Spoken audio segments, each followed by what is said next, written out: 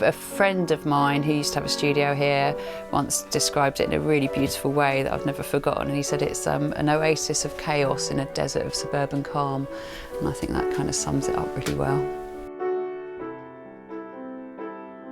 It's just different being on an island.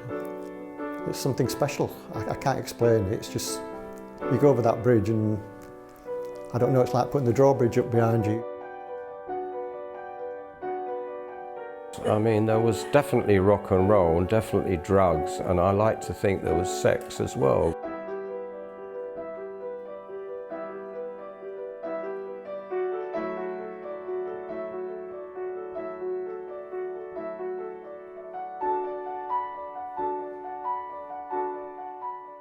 Before the war, I mean, you would have had thousands of rowing skiffs and punts going up and down the river and people calling off for tea.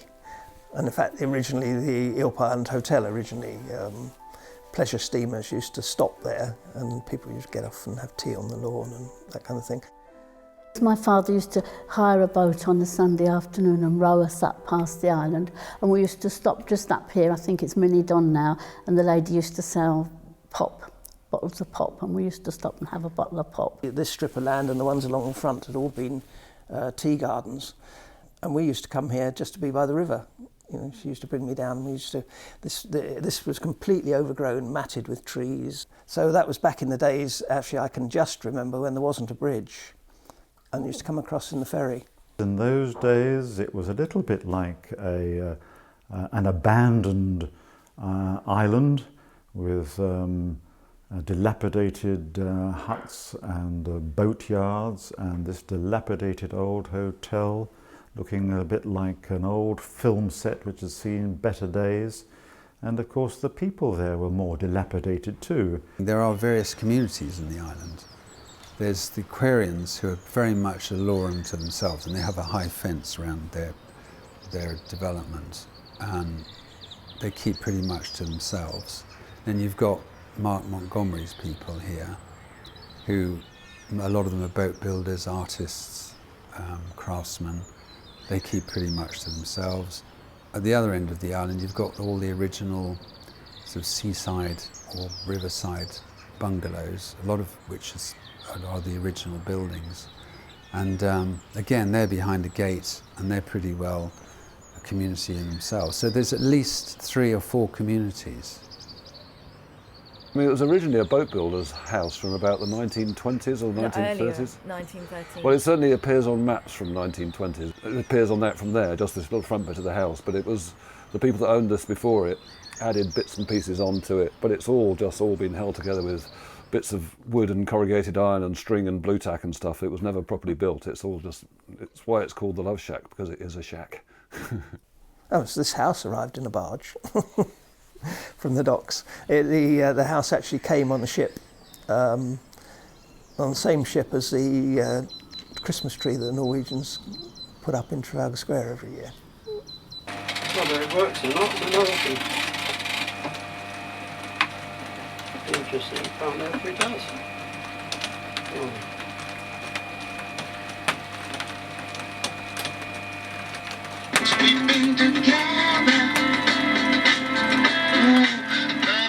I came onto the island, I thought, cool, it'd be groovy and all that stuff, because they had a jazz club here in those days, and it was considered to be, you know, hey man, you know, which was terrific.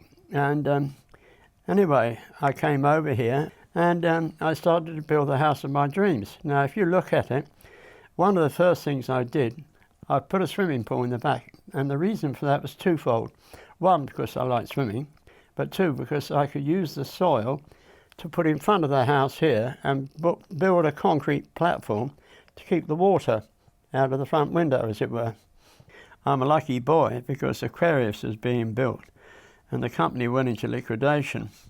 Unfortunately for me, I'm building my house, and a bricklayer came to me and said, "Here, Trev, want to buy some bricks?" I said, yeah, okay. So I got my house now is built from the bricks that were given to me by the builders down the other end who have been sacked. You know, Aquarius would have got soundproofing if it hadn't been for me.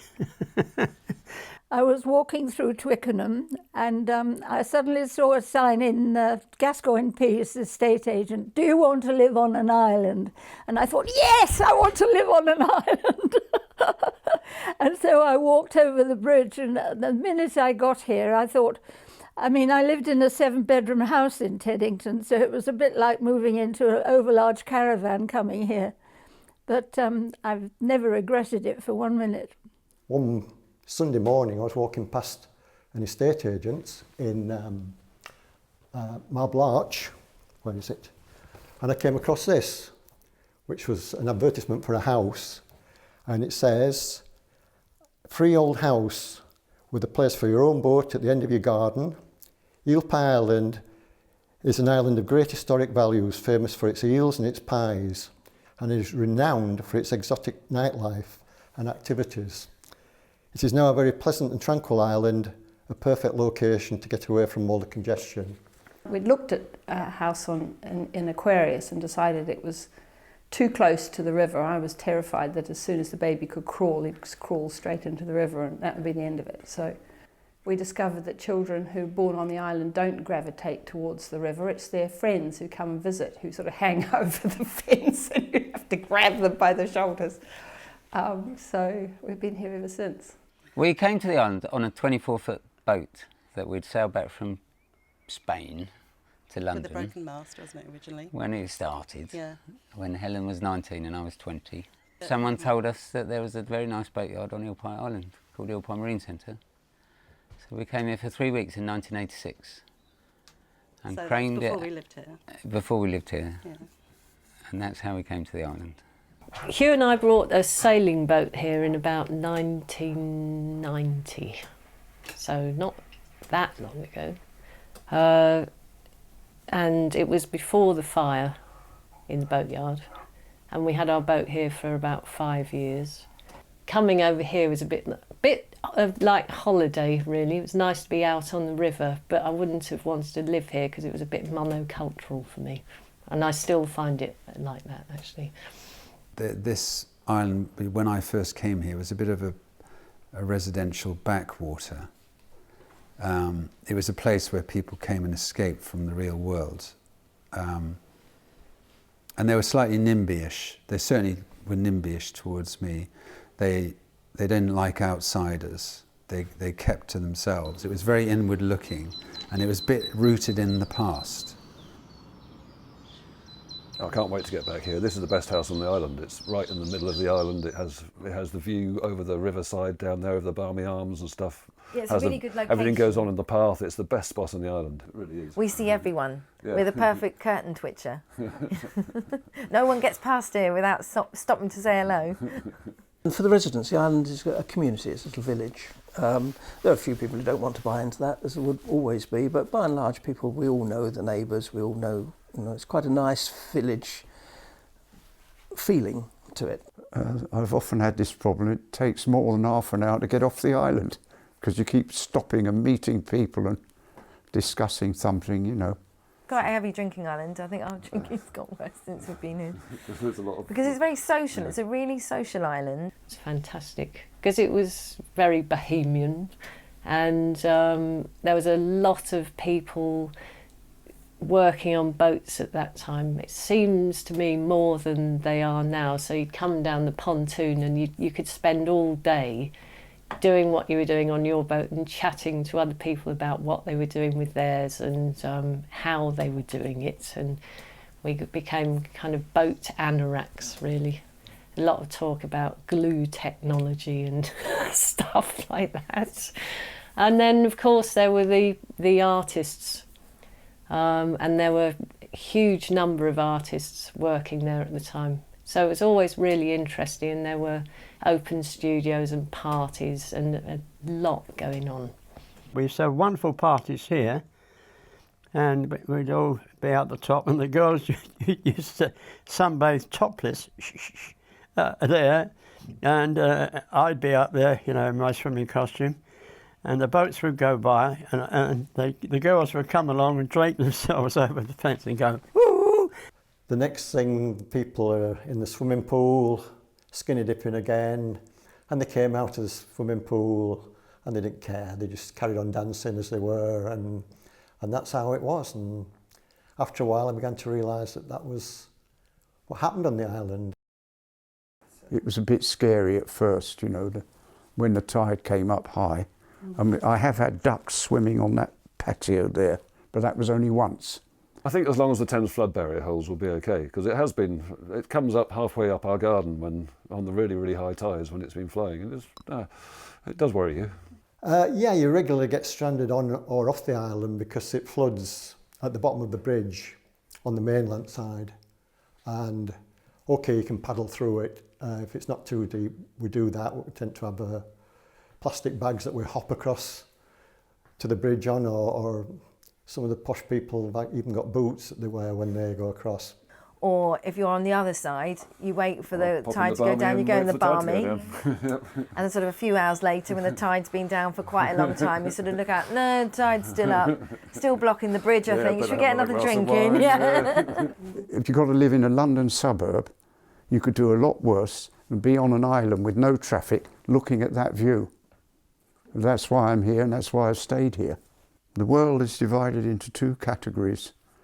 People who think it's a great idea to live on Eel Pie Island because you can't park a car outside your front door. Or there are people who wouldn't dream of living here because they can't park their cars outside the front door. Oh, wonderful. And I think the boys would say that it was a truly wonderful place to grow up.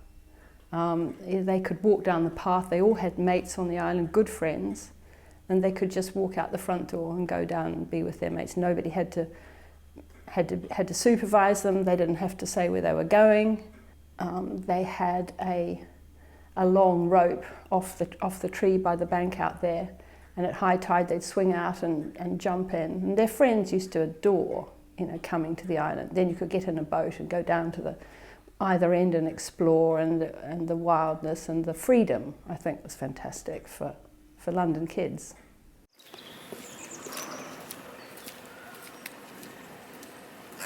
You walk across the bridge and suddenly you're into this jungle. The jungle, there's a smell of wood and damp undergrowth and stuff. It's divine, and you're 20 minutes still from Waterloo on the train. It's just different being on an island. It's something special.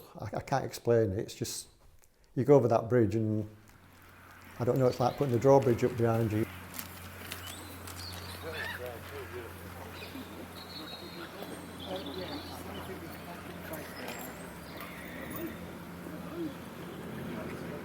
But there was an old, well, I call her an old lady, she was probably a lot younger than I am now, but she sat in a tin box and collected tuppence off everybody as they came over. And I mean, I was scared of her because if it was dark and you came over, you'd get as far as this sort of tin hut, and suddenly this figure would come out like the old witch in the Wizard of Oz, and sort of, tuppence, and you couldn't walk past her because she'd just scream at you. So we all had to make sure we had tuppence. Well, the bridge belonged to Mr. Snapper, so I guess it was his money. It was like a toll bridge then, you see, because the bridge was his, yeah. There was me and a few friends. We used to get at the bottom of the bridge, and as the tide went out, we'd have a bucket and a little rake, and we'd go down it, and we used to find a fortune, because as they were going over to the dances, they had to get there, I think it was threepence or something like that, to pay the toll. And they used to drop the change over the side. What happened was the bridge is built with cables, and when they were putting the gas in, which we didn't have gas when I first came, but when they were putting the gas in, they drilled through some of the cables, which weakened the structure of the bridge, but they wouldn't accept liability. We put together a committee. It's the usual response to a problem, isn't it? To set up a committee. But we were very lucky. This island is full of professional people. We had architects, we had a planning expert, we had a couple of engineers who knew what they were talking about. We had a loss adjuster as well, Edward Davies. And then there was me and Knockabout Hack, who could do a bit of PR for them. And we got going. What followed then was a 5-year fight. Eventually, Anne Perry was able to get the gas board to admit that it had been their fault. Between the period of the council closed the bridge for safety reasons and the construction of the temporary bridge, 66 days when we relied on a ferry. So the bridge eventually got closed and we were asked to run a ferry service with a small little punt that we've got out there that carried, I think, 4 people, and we had 2 crew on it. And we used to ferry people from the rowing club over to the steps the other side. And we used to do that 24 hours a day. Those people who lived through that, if you asked them which would you prefer, a bridge or a ferry, they'd all say a ferry, because it was so much fun. It really was. Everybody who lived through that remembers it so fondly, because these 2 guys always teased us about things. Parents found out what time their children came home, you know, and that sort of thing. And it could only hold 4 people. So you can imagine first thing in the morning when there's tens and tens of people trying to get off the island to go to work, and there's a similar amount of people on the other side trying to get onto the island to work. What chaos it was. Quite a bit of argy-bargy going on, getting on and off this ferry. Then the gas board had to hurry up, and the insurers had to hurry up and do something about it. And so they quickly built a Bailey Bridge, which is a sort of prefab thing that you put across the river. It's much lower. And then they had to build a new bridge. To actually beat a major company, energy company, and the complicated legal system was quite satisfactory.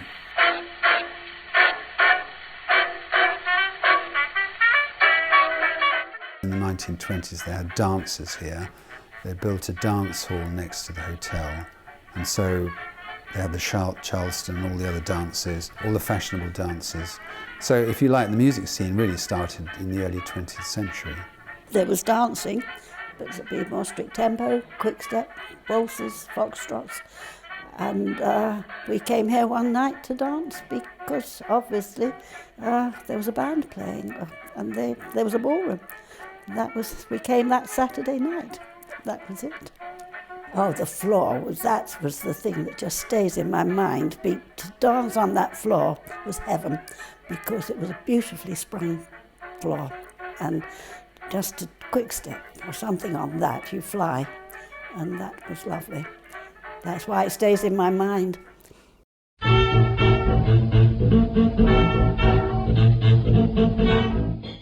The musical era began with people like Ken Collier, and Acker Bilk used to play here. It was before the bridge was built, so it must have been 1956. I would have been 16 at the time. You had to come over on a chain barge ferry thing, you know, it was all a bit wobbly and rickety and so on. I used to love traditional jazz, you know, trad jazz, and with my friends we go all over the place, you know, down by the river, and this place got a reputation. Oh, we'll have some of that. And so we used to come to it, and oh, the girls were beautiful, plenty of booze, you know. You didn't have bouncers on the door, but and you had a trampoline for a dance floor, and it was considered by the media to be a groovy place to go.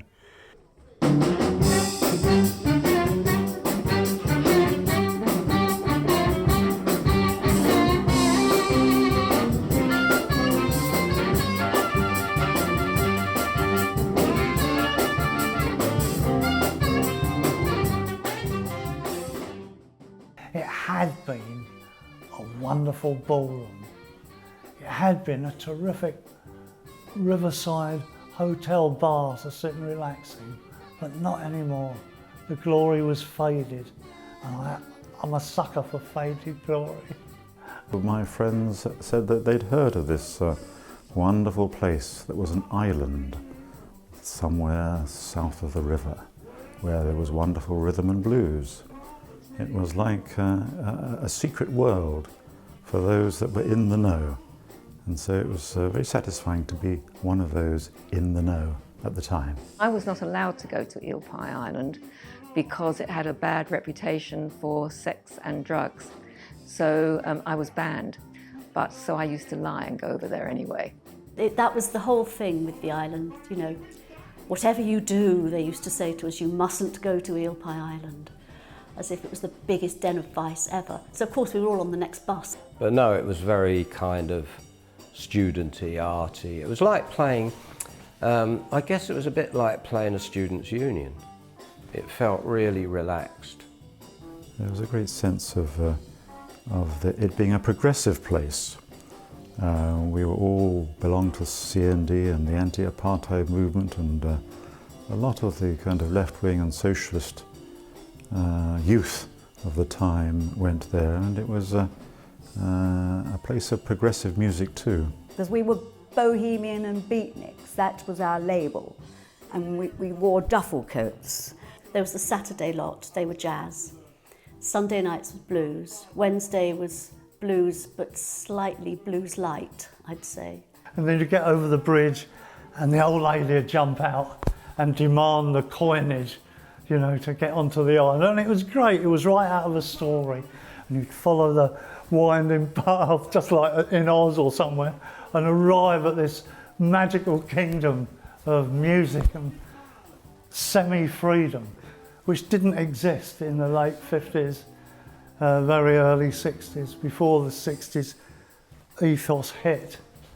So you go in through this strange door where they'd take your money, because it still cost you money to get in, 3 and 6pence I think is what I had to pay, and they stamped your wrist. They didn't give you a ticket, they'd stamp your wrist with a rubber stamp, with an enigmatic word like Borneo, I think was one of them.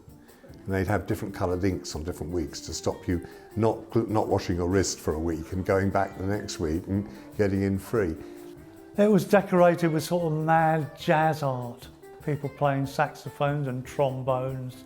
It had been set up originally for the trad jazzers, but as it had slightly changed over from the skiffle to trad jazz to rock and roll to beat music and R&B, it had been adapted. But a great atmosphere. I mean, I used to have to, that and subsequent times when we had to dance around our handbags, you know, we sort of goshed in there and hoped to be asked to dance. Famously, the floor in this old ballroom was sprung like a gymnasium floor. So there's quite a bounce in it. Well, when you're gliding around doing the foxtrot or the waltz, it's perfect. But when there are 150 people or more, I don't know how many were there, bouncing up and down, the floor you literally couldn't stand still. So if you were in the middle of it, once people started dancing, you were dancing, like it or not. And of course with the floor moving and a lovely lot of room, you could really, you know, really skip jive. And there were some fantastic jivers, really fantastic jivers. And you could go in and see these wonderful bands, and then in the break, it was this beautiful riverside location. You'd just sit out on the grass and look at the river and chat with your friends, and then just come back again. And it is just the sort of place you'd want to go if you were a teenager. In fact, I want to go there now.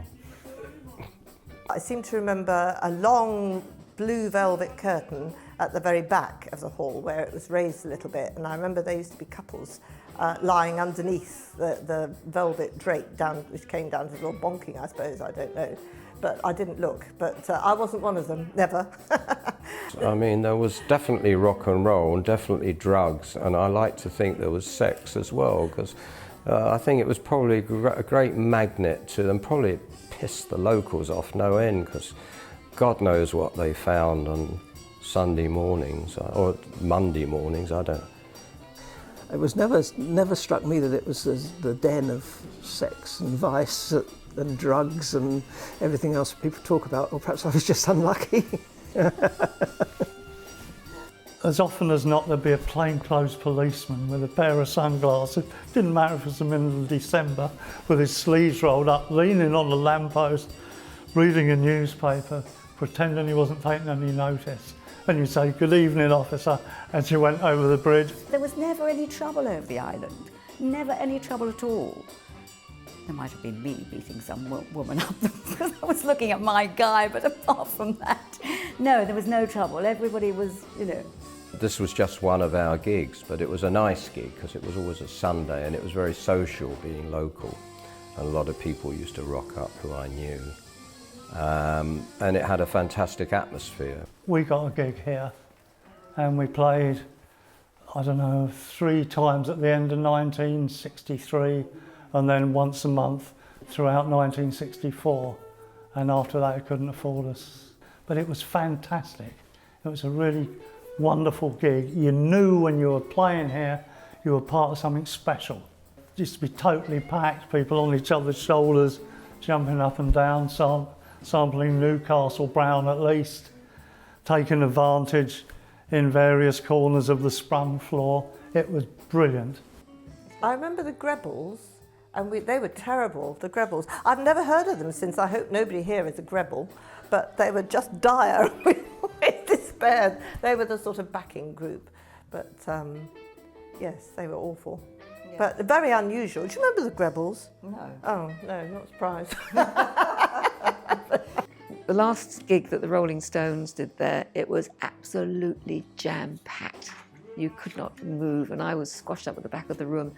And we loved the Stones so much, and Mick Jagger said, you know, we're going to go away on tour now, so we really hope it's a success, but, you know, hope we can come back here if it's not. And everybody was screaming and shouting and clapping, but of course they were successful, so they didn't come back.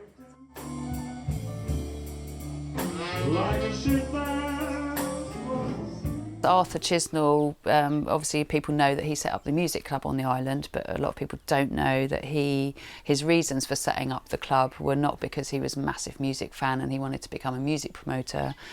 He was actually what he called a social researcher, and his whole motivation was to provide an environment where young people could come, be themselves, and he could help them with any problems that they might have.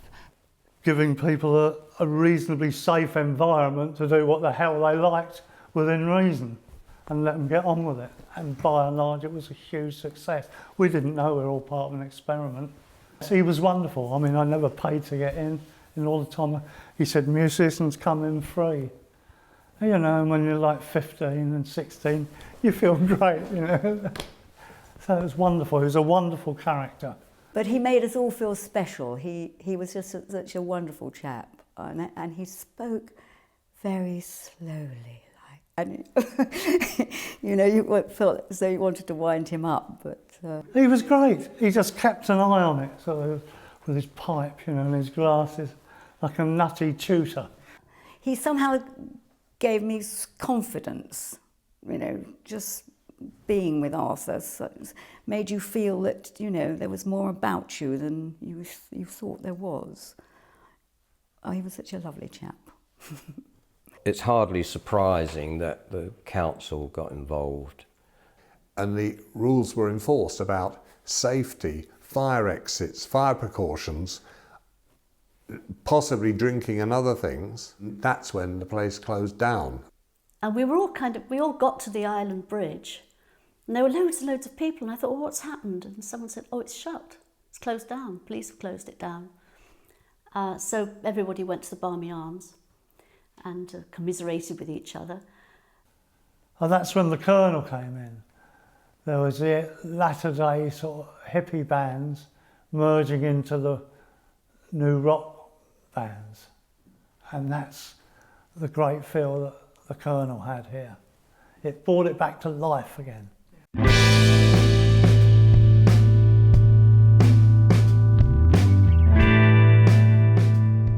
I heard about Eel Pie Island being vacant, so I got onto, I think it was Richmond Council, tracked down a guy called Snapper. So I got his address and everything and popped down to meet him, and I said, what sort of a deal can we do on the dance hall?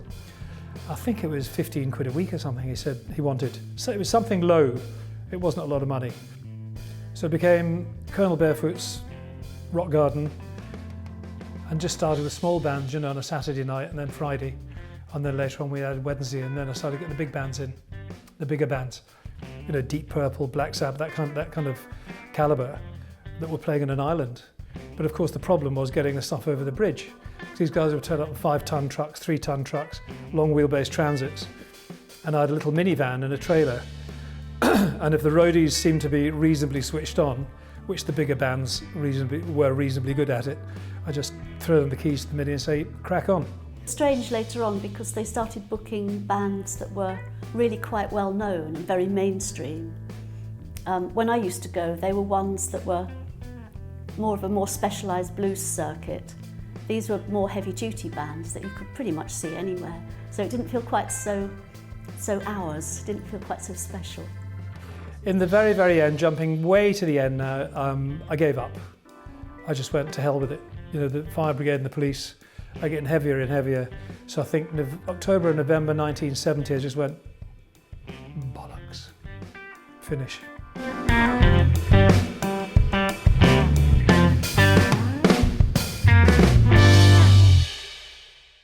At the time, not many people saw it as a commune. This was a sort of a label that was put onto it more later, I think. At the time, it was just a place. It was just the island. There was a common philosophy, partly sort of just the general 60s hippie philosophy, partly fueled by the sort of communal drugs experiences, I suppose, partly by the fact that a lot of people were similar age. And the hotel was a fairly cohesive unit for the first 3 or 4 months, I'd say, probably the first 5 or 6 months even. It stabilised about 30, 40 people.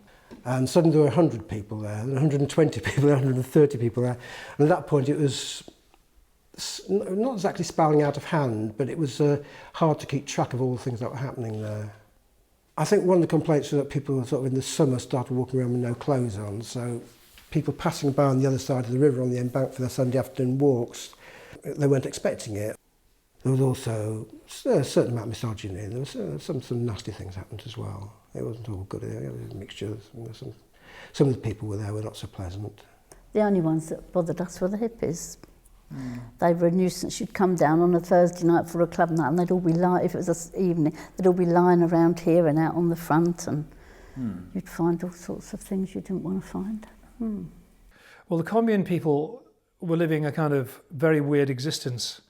And they dug up what they thought was some sort of edible vegetable and made soup. And I arrived, it's quite funny actually, they could have died. I arrived over the bridge, you know, just parked my Jag over the other side. I had a Jaguar 420 with my doggy in the back, and come over the bridge, and there was a person leaning against the side of the dance hall at 45 degrees, completely stiff, like a plank of wood, and he was yellow. And this ambulance man was there. I said, what the hell is this all about? He said, I don't know what they've eaten, but we're going to have to take them in and do some detox or take some blood samples. And I walked around the back of the island. There's loads of them lying on the ground. They were completely rigid. It was like rigor mortis, but they weren't dead. They were a good bunch by and large, but they were gradually being forced out or being treated badly because the heating would go.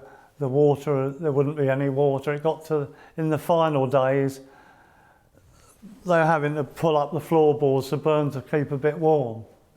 But it was a shame that it had to go. I think it was a nice community for a while. In fact, eventually it sort of got taken over by the Angels, basically, which wasn't probably sort of completely compatible with the original sort of spirit of the place. And at the end, the sort of mysterious fire. Like the hotel, I was gutted to hear that it had burnt down, because it also had burnt down many of my memories. It was one of the biggest venues or most important venues in the country. Yeah. It's up there with the Cavern. Maybe everybody who reaches, 15, 16, 17 thinks that time is wonderful. I certainly thought it was absolutely brilliant. I thought it was incredibly fortunate to be living in Twickenham on Eel Pie Island's doorstep, that absolutely amazing music that was there for the asking. Even now, I mean, usually every spring when I throw my door open, some old hippies will wander in saying, I know there was a pub round here somewhere. It's like it happens every year, It's quite sweet.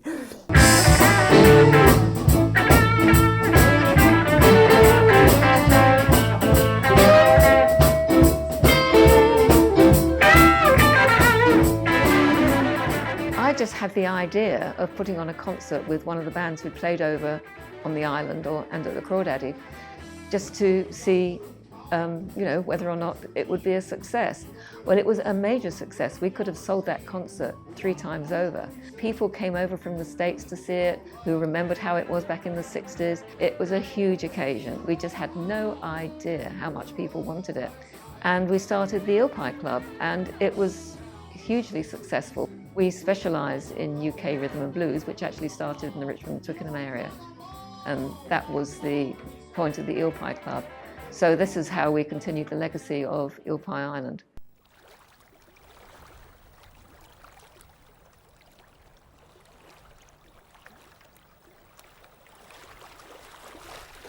My father and other members have been looking for a piece of land for headquarters for quite a long time, and June introduced him to Michael Snapper, and through their conversation Michael Snapper let us have this piece of land. And then the first time I came over here was for the very first work party, and I helped dig the foundations, and I was about 15. Once a week on a Sunday, the clubhouse was built for 4 years, and everybody put their heart and soul into building it, didn't they? But the men used to go to work, and the ladies were housewives, and the children used to go to school, so there wasn't a lot of money, and people had their boats, which they used to try and get on a Saturday, didn't they? And then they'd spend Sunday here, and we used to have a great big bonfire and put our jacket potatoes in. Our parents had the good sense to join when most of the hard work was done. All the foundation, the concrete floor was done, and the sleeper walls, I think, were in. And I think we'd almost got up to the window, the level of the windows. My father put up these lintels up here. All the bricks and the cement and the sand, it all came round by boat. We didn't walk over the bridge. We weren't a nuisance with the bridge or the path. And so really they didn't see that much of us, only when we walked over and paid our tuppence or whatever to the little old lady. But yeah, they didn't really see a lot of us. And then they used to bring the boat in the front, and then they'd empty the sand and the bricks into buckets on a rope. And it used to go up, and there used to be a bigger tree here, and they used to put the rope over the branch of the tree, and then the boys used to get hold of the rope and run like mad. And as they ran up this way, of course, the bucket lifted, and we emptied it, and back it went again. And we had the stage was that end, and this was the galley, this was the kitchen here, and the toilets were there. We didn't have these lovely windows. And we used to put on pantomimes and variety shows, and we had members who could play instruments and members who could sing, and couldn't we? And Phil Collins played his drums here before the very first time he played drums. He had a set of tin drums from Woolworths that 2 of our members bought him, and he played his drums, didn't he? Yeah. Did.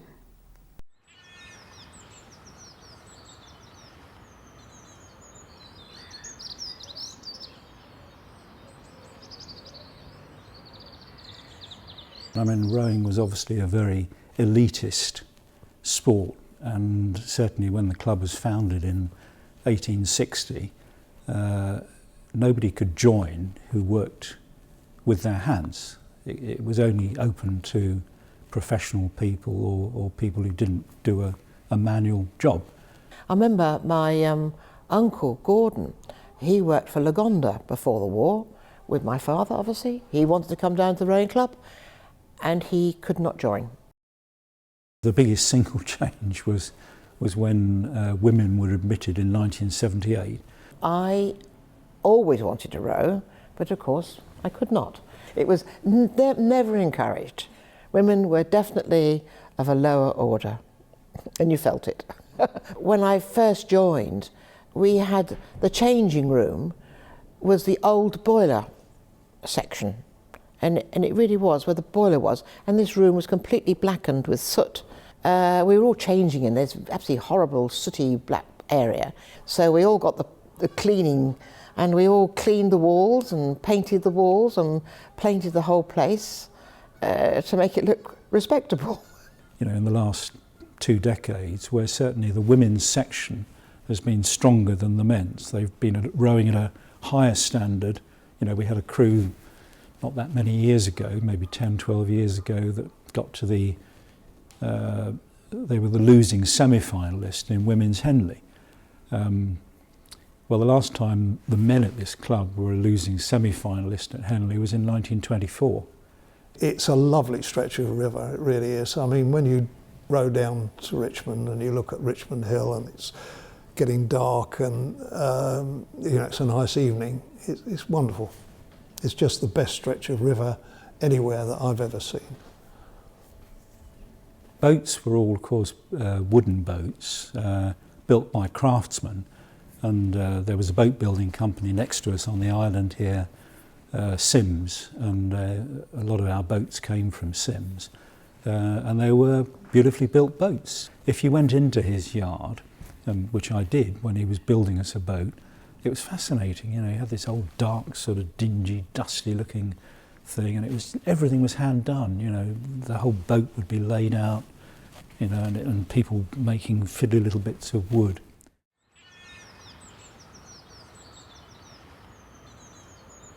Well, logistically, it's not a particularly good idea to have a boatyard on an island because everything has to come over the bridge or has to come over in a small punt or a barge, and it's all heavy.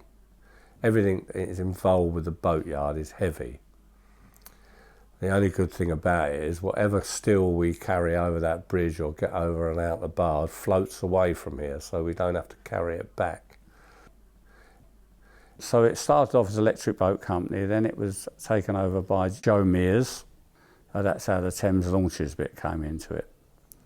Len and Ted were apprenticed here in the Thames launches days. My auntie was a cleaner here, and when she went on holiday, when I was about 12, 13, I used to come over and do the cleaning in the evenings. And she asked the manager any chance of apprenticeship, and he said send him over. And I got a 5-year apprenticeship. A chap by the name of Salmons and Pike took the place over and called him Parlour Marine. And they had ideas of grandeur in building all these miniature super yachts, and that faltered. And that's when Len and Ted took over the place, they bought it off the receiver. They used to get like 20 tonne of steel delivered the other side into the barge. It used to go up the creek, and then by hand with a buttress crane they used to unload it. And you know, some of the landing crafts that we built were massive. They used to straddle both slipways. Well, I've wanted to run a boatyard since I was 14. I didn't just fall into it. I'd never expected it to happen. The East Coast, certainly when I was a teenager, still now, but slightly less so, there's lots of lovely ramshackle boatyards and muddy creeks with boats up them. And I remember looking and thinking, how cool would it be to have a muddy creek with a shed with 3 boats in it? And that's sort of roughly where I've ended up, so I'm not complaining.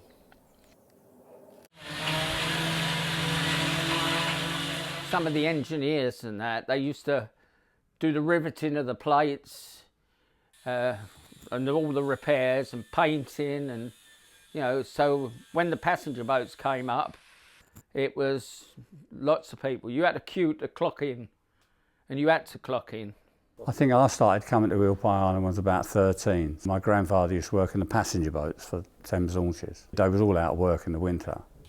Early sort of autumn, you would come up here to Eel Pie Island, and he would put his name down for he was able to work for them for the next year, and they would allocate him a boat that he would be working in. Well, the worst thing that really finished is when my partner's son got killed. We had a passenger boat, went sideways, got crushed against the wall. He came out in my arms underneath. They jacked it off. That virtually finished me. I was a nervous wreck for months, you know, and I still get flashbacks. Len phoned me up and said, you know, would you come in and work with Ted? You know, I was probably the only person in the world could ever work with him. And so I worked with Ted for a few years and learnt an awful lot off of Ted. He was a very knowledgeable person. He'd been here since he was 14, sort of thing.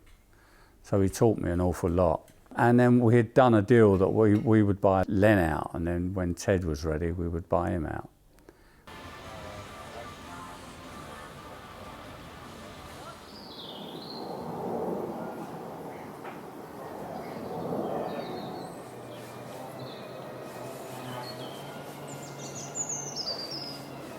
Henry Gaskell was an entrepreneur, and he had these incredible visions about setting things up.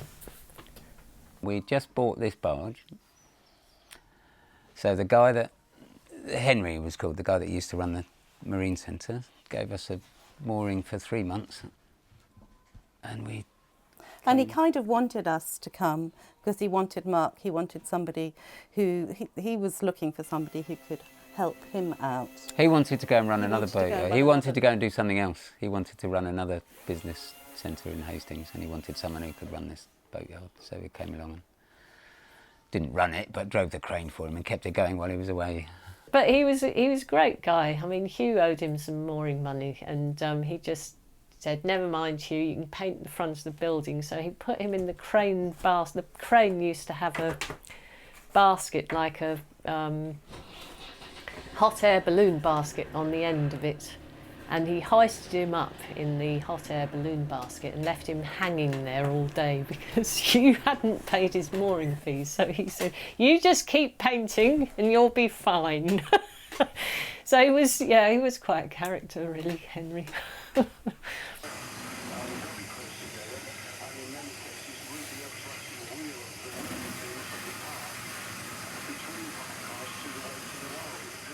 There's a picture of the old boatyard at the other end of the boat. Yes, Jimmy Tuttle's painting. So that big wooden building there, the big frame of the boatyard, had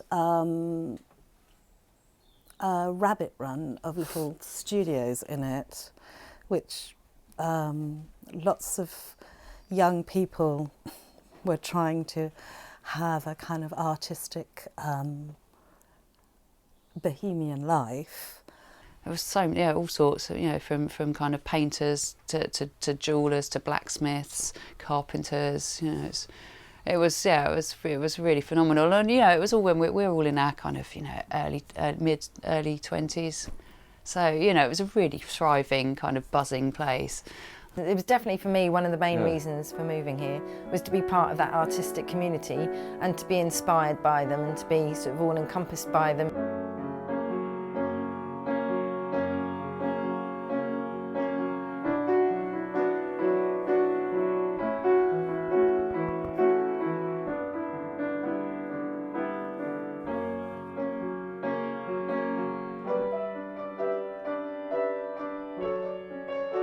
There was a fire here at this boatyard on Guy Fawkes Night, 1996, and the boatyard burnt down, and the 60 or so artists lost, all their work. It was a building, waiting to burn down, actually, because you'd have artists working with all sorts of spirits and paints and that sort of thing, next to somebody who's working with a blowtorch. And it had very little in the way of fire protection at all. My daughter and her friend from Germany were in the 2 front bedrooms facing the boatyard, and we are about as close to it as any house.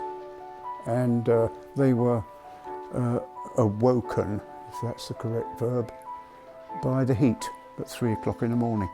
We were standing there and the roof started to go, and then all of a sudden the fire officer was screaming, "Get back, get back." That's when the main thing dropped. There was petrol cans going through the gas cylinders. One of the gas cylinders landed over in Twickenham somewhere. You'd never seen anything like it in your life. But we were ordered to evacuate the island. Police came over. We went to the church hall, drank cups of tea, but we had no idea what we were coming back to. We came down the day after, and to find the whole place had just been burnt to the ground, and there were firemen on the pontoon, and our boat was right next to their pump and being slightly battered. So Hugh, being the madman he is, came running over the bridge and started shouting at the firemen to mind our boat. Mind you, we had been doing a lot of work on it. But there were so many of us that were affected by it that, you know, straight away we all just like, right, okay, well, how are we going to deal with this? What are we going to do?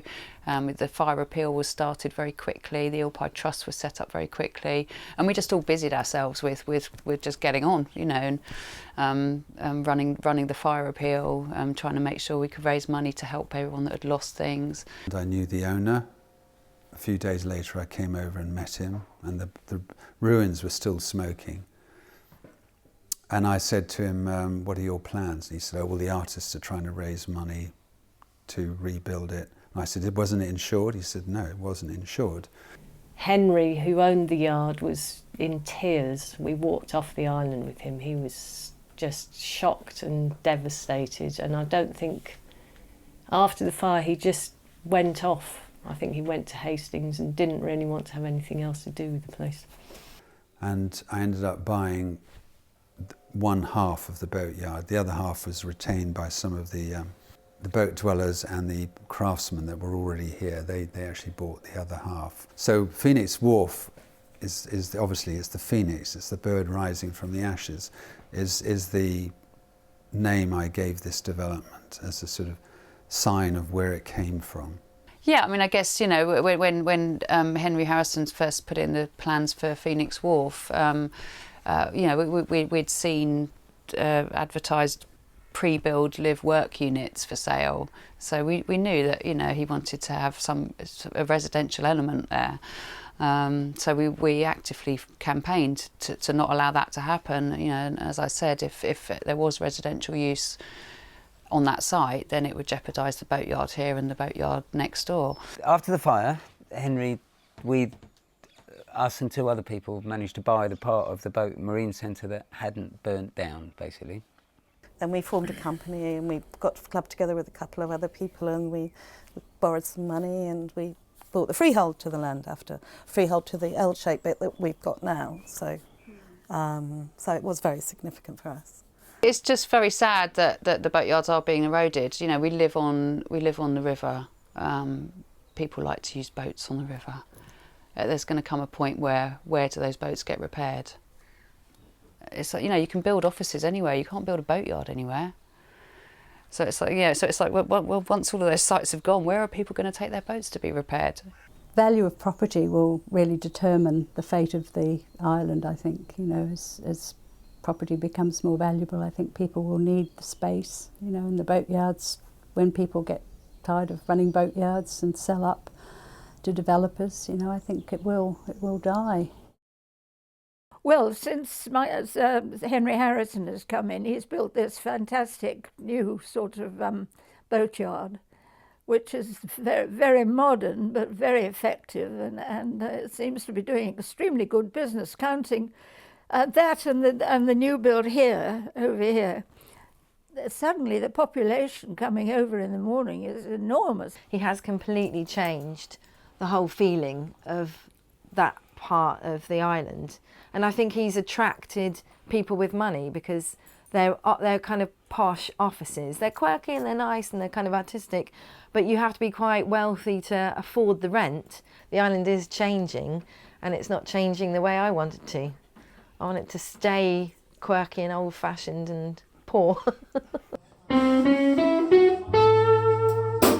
called Drifting Blues.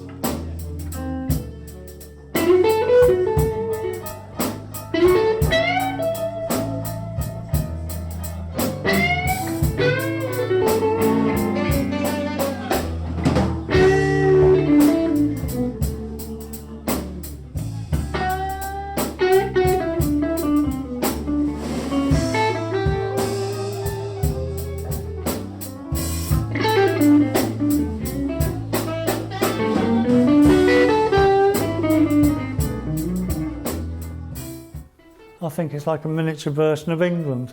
Whoever comes here or thinks they've invaded it, it turns out that the country takes them over.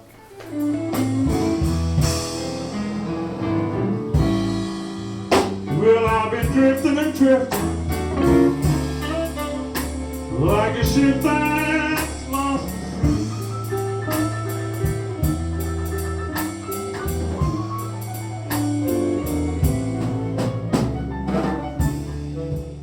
Drifting and Twickenham